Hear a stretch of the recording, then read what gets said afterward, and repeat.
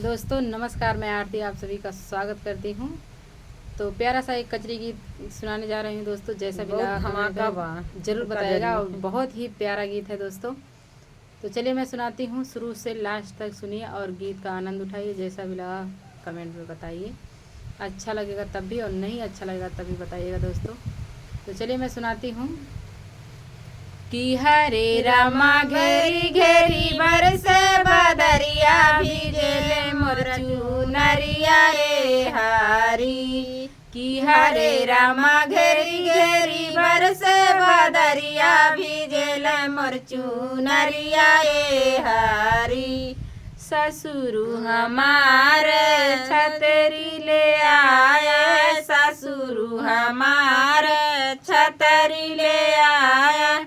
कि हरे रामा छतरी नतान सांवरिया भीजले मोर चुनरिया रे हारी। कि हरे रामा छतरी नतान सांवरिया भीजले मोर चुनरिया रे हारी। कि हरे रामा घेरी घेरी बरस बदरिया भीजले मोर चुनरिया रे हारी। भासुरु हमार छतरी ले आवे, भासुरु हमार छतरी ले आया। कि हरे रामा छतरी नथान सांवरिया भीजले मोर चुनरिया रे हारी। कि हरे रामा छतरी नथान सांवरिया भीजले मोर चुनरिया रे हारी। कि हरे रामा घेरी घेरी बरस बदरिया भीजले मोर चुनरिया रे हारी।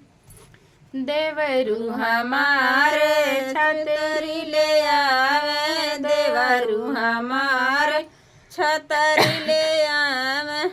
कि हरे रामा कहना न माने सांवरिया भीजले मोर चुनरिया रे हारी। कि हरे रामा कहना न माने सांवरिया भीजले मोर चुनरिया रे हारी।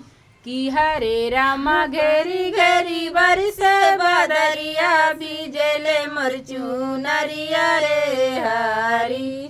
तो दोस्तों गीत जैसा भी लगा कमेंट में जरूर बताइएगा।